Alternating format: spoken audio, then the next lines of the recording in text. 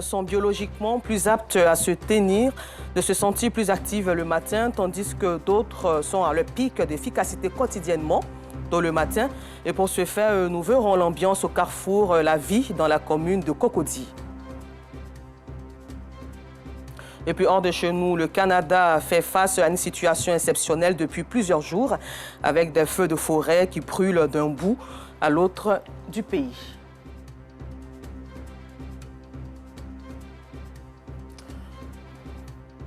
Encore merci d'être présent sur RTI2. Ici à Abidjan, quelle est l'ambiance qui règne au carrefour La Vie de la commune de Cocody à 5 h du matin? Vous allez le voir, c'est à cette heure que commerçants, automobilistes, travailleurs, chacun selon son objectif de la journée, s'active pour relever les défis quotidiens. L'ambiance de 5 h du matin à La Vie est différente de celle de la journée. Cette heure est considérée comme un moment propice plutôt pour vaquer aisément à ses occupations pour plusieurs raisons. Clarisse Kanyala, Maïssa Kogey, Kader Batil et Issa Dombele ont partagé le quotidien des usagers de cette gare et carrefour tôt ce matin malgré les fines pluies. Carrefour La Vie, commune de Cocody, il est 5 h du matin. L'obscurité se fait encore sentir. Les gares communales sont presque vides. Aucun embouteillage à l'horizon. À quelques endroits, certains commerçants déjà au rendez-vous sont sur le point de s'installer. Moment propice pour Ami, restauratrice. Elle s'active avant la levée du jour.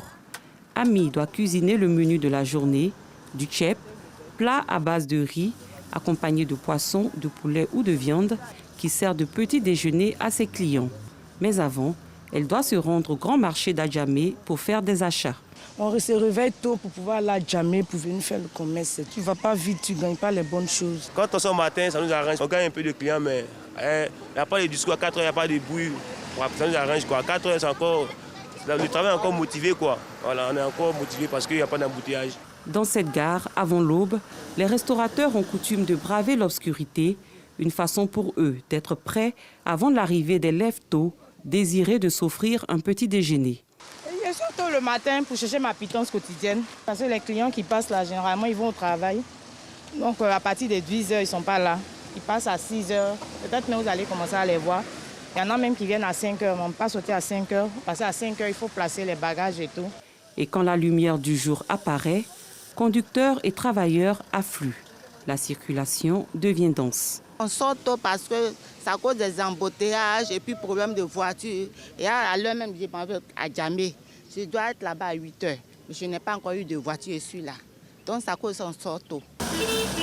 La densité du trafic aux premières heures de la journée n'est pas sans conséquences, notamment du côté des véhicules de transport en commun où la monnaie devient une denrée rare. Le matin, ça nous arrange pas. C'est le soir, ça nous arrange. On peut acheter les 2 sachets d'eau pour partager les monnaies. S'il n'y a pas de monnaie, on les associe en même temps, vite, et puis on avance.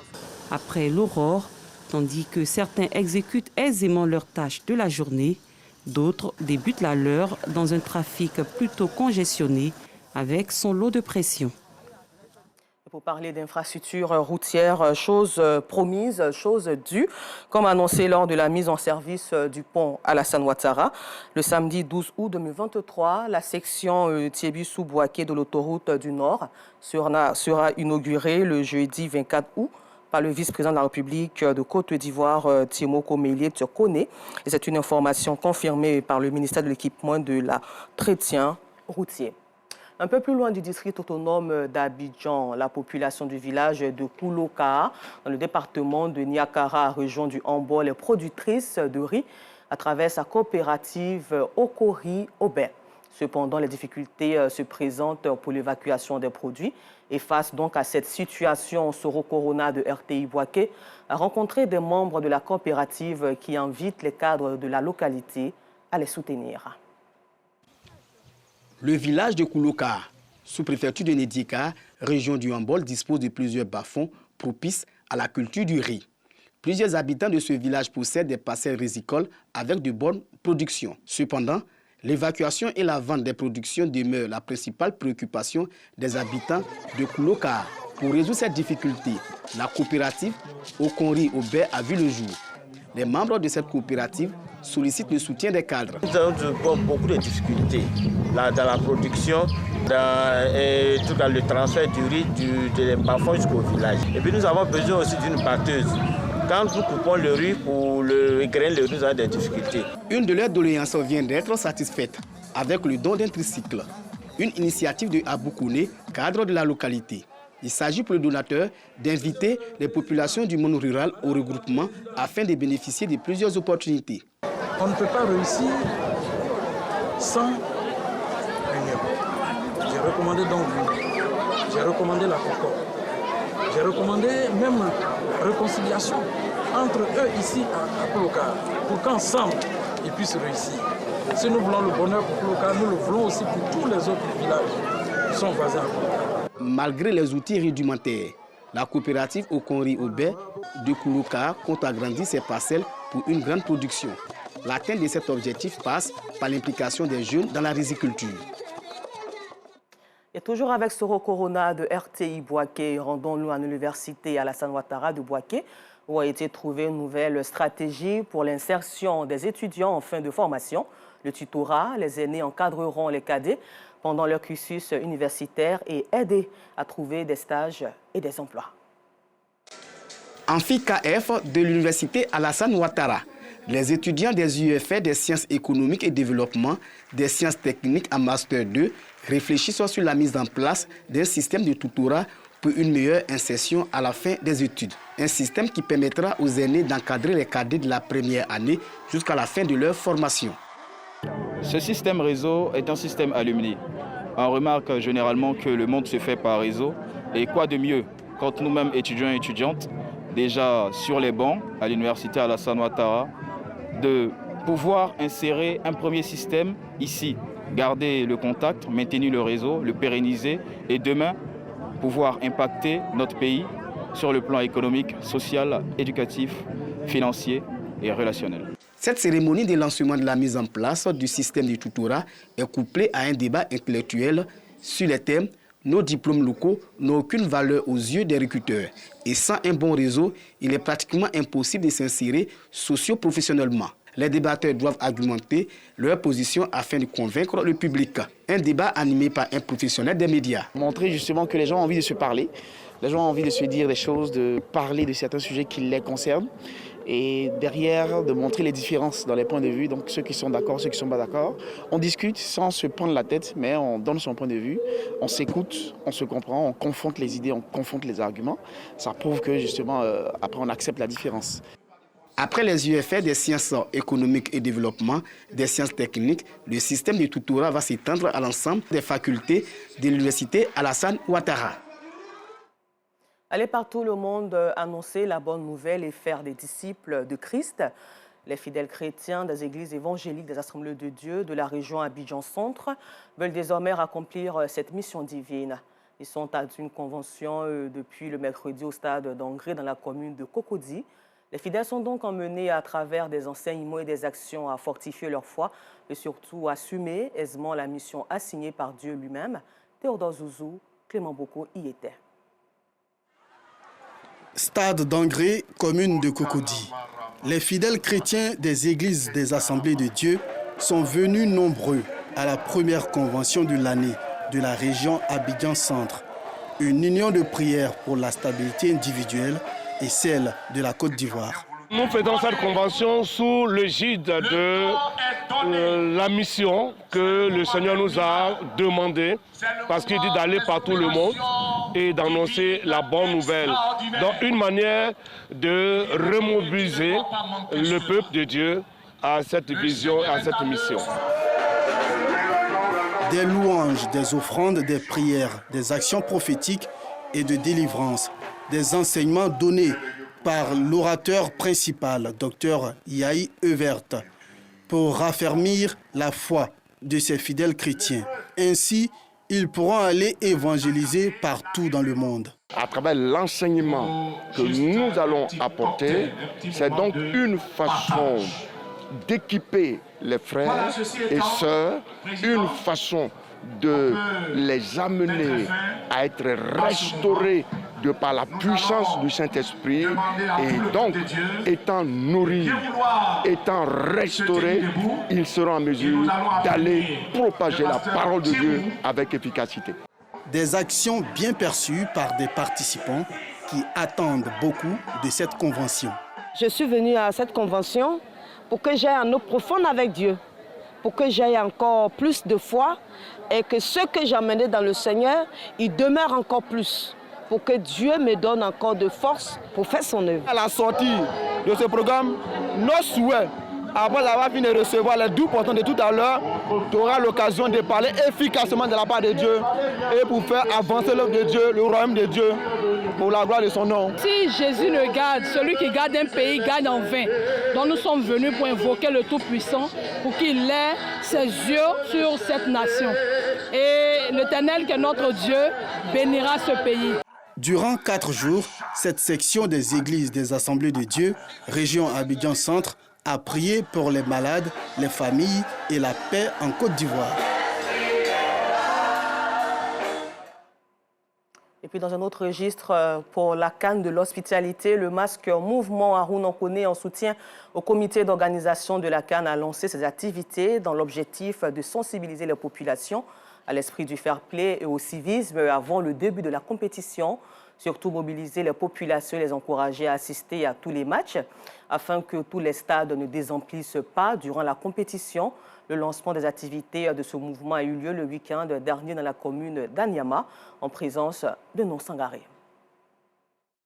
Du 13 janvier au 11 février 2023, la Côte d'Ivoire abritera le plus grand rendez-vous footballistique africain, la CAN, Coupe d'Afrique des Nations. Et l'implication des jeunes Ivoiriens peut être un atout important pour la réussite de cette compétition, d'où le lancement du mouvement Harouna Koné en soutien au comité d'organisation de la CAN, COCAN. Le mouvement entend sensibiliser les populations à l'esprit du fair play et au civisme avant le début de la compétition, mobiliser les populations et les encourager à assister à tous les matchs, accueillir et orienter les spectateurs du stade pour une meilleure organisation. Nous avons des objectifs spécifiques. Ces objectifs spécifiques sont axés sur la sensibilisation et la mobilisation. La sensibilisation parce que nous allons recevoir pas mal de personnes ici, à peu près 24 pays qui vont venir jouer la CAN et en plus des pays qui vont venir en tant que les pays observateurs. Et pour moi, il n'est pas question qu'en ce moment-là, qu'il y ait de l'incivisme dans la population. Donc nous allons travailler sur la sensibilisation et la mobilisation va se faire dans le sens où nous avons besoin des gens pour aller au terrain. Au-delà même des matchs de l'équipe nationale, il faut que les gens sortent massivement pour aller assister à tous les matchs. C'est comme ça que nous allons réussir le challenge de la mobilisation durant cette CAN. Le Max COCAN devra également veiller au maintien de l'hygiène et la propreté dans les stades à travers la sensibilisation des visiteurs. Pour l'atteinte de ces objectifs, le Max COCAN et son président Harouna Koné peuvent compter sur le soutien des cadres d'Anyama. Nous sommes fiers de ce projet. Fiers qu'un enfant d'Anyama qui a joué à l'international et qui a été reconnu parmi les meilleurs de sa génération puisse revenir sur ses pas et lancer un mouvement aussi porteur. Le Max COCAN est déjà présent dans toutes les villes qui accueillent la compétition, à savoir Yamoussoukro, San Pedro, Bouaké et Korogo.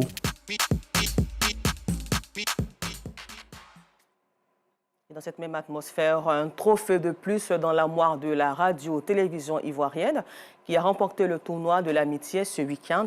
Au cours de cette compétition organisée par l'Association des anciens footballeurs ivoiriens de France, l'équipe de football du groupe RTI a survolé le tournoi en dominant les 3 autres équipes de compétition. Konaté Gamblé et Arsène Kouassi reviennent sur le brillant parcours des hommes de la Maison Bleue.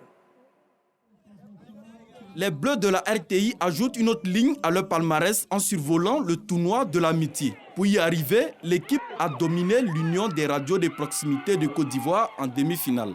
Sans forcer son talent, la RTI l'emporte 2-0 grâce à un doublé de son capitaine Edmond Gouou et s'offre la finale face à NCI. Comme le directeur général a souhaité, mouiller le maillot jusqu'au bout. Nous respectons l'adversaire qui est NCI, mais il faut dire que nous, on vient et c'est pour prendre ce trophée. Prendre le trophée Message bien perçu par Edmond Gou et ses coéquipiers qui débutent parfaitement la partie en ouvrant la marque dès la 4e minute sur ce pointu de Keita Mori. 1-0 puis 2-0 à la 19e minute grâce à Firmin Durand. Bayo Kassim, entré en coup de jeu, estime le score insuffisant et se charge de porter la marque à 3-0. Une belle démonstration de la RTI qui prend ainsi sa revanche sur NCI qu'il avait éliminé du récent tournoi de la confraternité. Ça a été de belles rencontres, il faut le rappeler, et puis la finale aussi avec beaucoup d'engagement. On a joué face à la RTI, une équipe qu'on connaît et qui nous connaît. NCI n'a pas démérité, mais aujourd'hui on était plus fort. En plus du trophée de vainqueur, le portier de la RTI, Jean-Sylvain Esso, est désigné meilleur joueur du tournoi. En levée de rideau, les anciens footballeurs résidant en France se sont offerts la 3e place en l'emportant 1-0 face à l'Union des radios de proximité de Côte d'Ivoire. Pari réussi pour les organisateurs qui ont déjà le regard tourné vers la 2e édition. En attendant, le fameux Graal séjournera durant 1 an au sein de la radiodiffusion télévision ivoirienne. Au Gabon, une plateforme fédérant les principaux partis d'opposition a annoncé ce vendredi la désignation d'Albert Ondo Ossa comme candidat consensuel face au président sortant Ali Bongo Ondimba à l'élection présidentielle du 26 août prochain. Il tentera de barrer la route à un 3e mandat du président au pouvoir depuis 2009. Et toujours hors de chez nous, la guerre qui ravage le Soudan depuis plus de 4 mois a gagné de nouvelles villes fortement peuplées, aggravant ce vendredi les craintes pour des milliers de familles qui ont été récemment déplacées par les combats. Jeudi à la nuit tombée, les tirs à l'arme lourde ont fait frissonner El Fasher, chef-lieu du Darfour Nord à 800 km de Khartoum, et des milliers de familles arrivées récemment pour échapper aux exactions des paramilitaires et de miliciens arabes alliés à plus à l'ouest. Depuis le 15 avril, la guerre entre l'armée du général Abdel Fattah al-Burhan et les forces de soutien rapide FSR du général Mohamed Hamdan Daglo a ravagé la capitale, poussé plus de 4 millions de personnes à la fuite et fait 3 900 morts, un bilan très sous-estimé tant le chaos persiste et règne. Et pour terminer, sachez que l'une des plus grandes villes du nord du Canada est évacuée après des avertissements selon lesquels des incendies pourraient atteindre le week-end. Soulignons qu'avec les changements climatiques, les phénomènes météorologiques, y compris la sécheresse, les ouragans ou les inondations deviennent de plus en plus intenses. Ce pays fait face à une situation exceptionnelle depuis plusieurs jours. C'est tout pour aujourd'hui. Encore merci à vous de nous avoir suivis et bonne suite au programme sur RTI2, la chaîne la plus proche des populations.